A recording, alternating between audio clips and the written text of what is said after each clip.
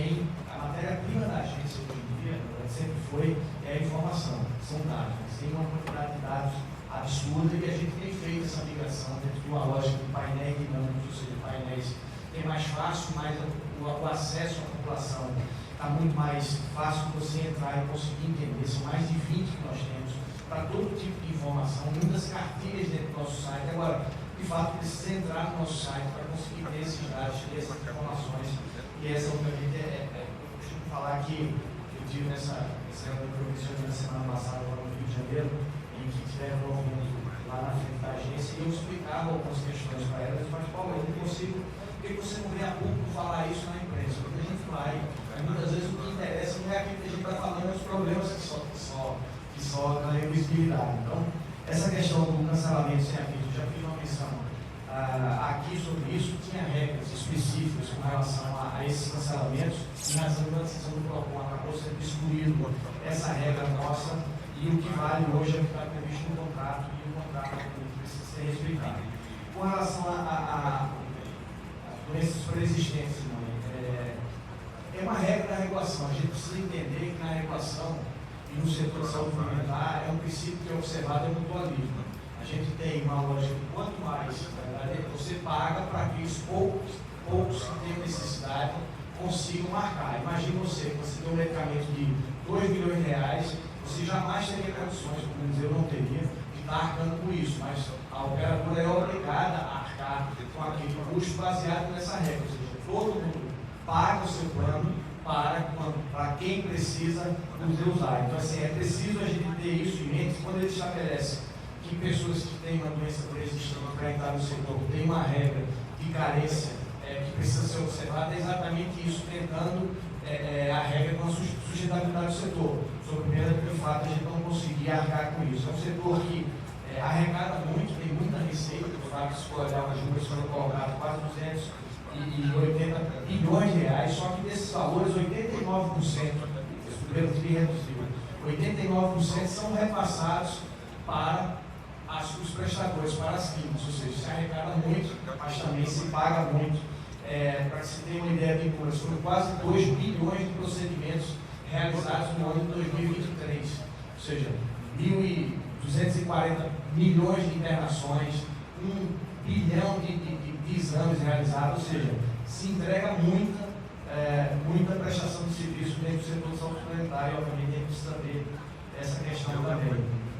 Thelma Nascimento fala sobre a negativa do fato de ser adulto. Isso aqui não é motivo de ser a negativa desse atendimento do paciente, muito pelo contrário, uma vez que tenha um produto ofertado e ele atenda os requisitos de elegibilidade, ele sim deve ser atendido.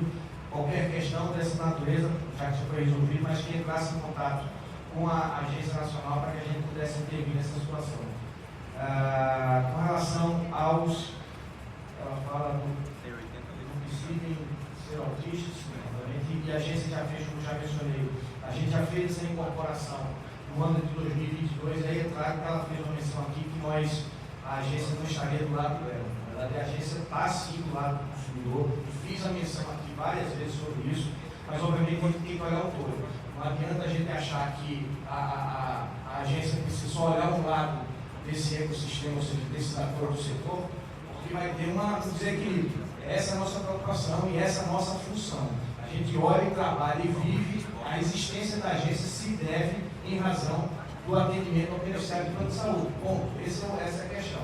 E aí, quando ela fala que a gente simplesmente não olha esse lado, fica até assim, triste de a situação como essa, porque no próprio caso dela, do paciente que transtornou o espectro autista, foi a agência que fez essa incorporação, a agência que liberou todas as sessões, ou seja, hoje não tem mais nenhum prazo de atendimento para esses pacientes. Então, o que está faltando de fato, na verdade, vai ter que fazer uma meia-culpa dentro de uma lógica de fiscalização para que a ponta de fato atenda, mas todos os direitos já foram garantidos aos pacientes com transtorno do espectro autista. A doutora Paula Beluca, ela fala dos problemas existentes aqui com relação ao cancelamento unilateral do contrato, a falta de clínicas, a falta de profissionais. A agência estabelece prazos para que sejam atendidos, ou seja, você tem uma RM 259 que estabelece o prazo máximo de atendimento, e a operadora de plano de saúde ela precisa prover precisa encontrar a forma desse paciente ser atendido dentro daquele prazo, sob pena de uma negativa de cobertura e pagamento de multa de R$80 mil. Ou seja, então, qualquer atendimento de um fisioterapeuta que seja, um custo de R$100 que seja, que não for atendido porque não tem um profissional, a operadora precisa viabilizar, nem que seja pagando, contratando um profissional privado, que ele pague esse valor de alguma forma, mas a assistência precisa ser prestada. Então, mais uma vez, qualquer questão dessa natureza, ligue e entre em contato com a agência através de 0800 709 656. A doutora Sharon, ela fez, na verdade, um elogio à agência em razão da fiscalização de ter atuado diante do problema dela com relação ao plano de vida. Temos sim recebido algumas reclamações, inclusive no Ministério Público de Manaus, nós tivemos lá conversando com o promotor, em razão de situações como essa. Aí é questão do credenciamento de clínicas que eles estavam tendo, porque de fato eles têm umas clínicas, mas estavam tendo um problema das pessoas quererem serem atendidos por aquelas clínicas. Então tem uma questão de fundo aí que a gente precisa olhar no caso a caso para tentar entender melhor o que está acontecendo. Doutora Lívia, desculpa eu não ter falado, e aí o pessoal me ajuda, tem aqui o nosso. A agência tem um atendimento aos pacientes, exclusivamente com questões de deficiências auditivas, que é o 0800 021 2105, que é um canal de atendimento que pode ser feito. E aí eu confesso que essa questão do tratamento humanizado é mais na ponta, não cabe à agência sim nessa prestação de serviço que é feita, mas eu acho totalmente pertinente esse pleito dela. A agência tem uma portaria de adversidade e inclusão social que nós aprovamos recentemente, e a ideia é exatamente essa, no sentido de dar acesso a todas as pessoas sem qualquer tipo de restrição. Agora, obviamente, isso precisa ser feito na ponta pelos prestadores de serviço e as operadoras forçando que eles o façam. A doutora Fátima fala o atendimento dela mais relacionado ao sistema de saúde, então assim, de forma rápida, fazendo overview aqui, tudo que foi apresentado, não consegui anotar e entender que a lei de seguida foi um pouco isso. Mas estou à disposição aqui em casa, decidindo mais alguma coisa. Só para a pergunta que a gente já fala, ela falou um pouco da situação da UTI clínica. A ANS, ela tem uma regulamentação quanto à questão dos credenciamentos do plano de saúde, porque quando ela fala de ausência de clínica, não é ausência de clínica, é o não credenciamento pelo plano de saúde. E muitas das vezes a gente solicita o credenciamento, estou falando enquanto clínica agora, e eles dizem que não está atendendo aquela área, já tem muita clínica. Só que a demanda do usuário é maior. E eles alegam que não, né? Que eles não têm espaço, né, para abrir mais credenciamentos. Dessa vez chamamos uma votação desse sentido, e a necessidade é essa, e a questão da bebida, porque a clínica da bebida não presta serviço adequado, é 15 minutos de terapia. Com relação, existe norma específica para credenciamento, para quando uma vez credenciado, quais seriam as condições de você fazer esse credenciamento hospitais. Você só pode se credenciar ou reduzir o determinado hospital se você fizer na verdade, a regra de hoje é você pegar um outro hospital equivalente para prestar esse mesmo serviço para os beneficiários. A agência tem uma lógica do atendimento ser prestado dentro de um determinado prazo.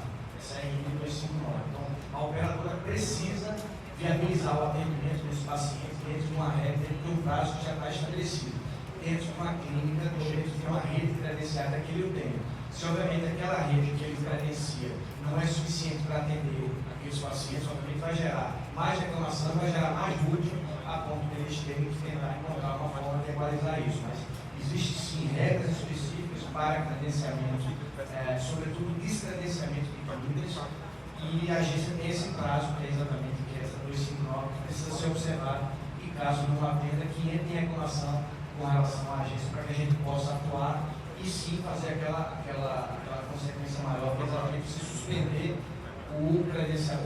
a comercialização de um produto em razão do número elevado de reclamações. E a bebida, eu confesso, vou dar uma olhada com relação à questão aqui, no caso específico, que de fato teve em Manaus, eu não sabia dessa questão, vou tentar conversar com eles na próxima semana, na quarta-feira estarei com eles em São Paulo, com todos os operadores, exatamente com relação às questões de cancelamentos unilaterais, para tentar chegar a uma mudança de conduta e comportamento por parte deles. Esclareço ainda que o aprofundamento das questões formuladas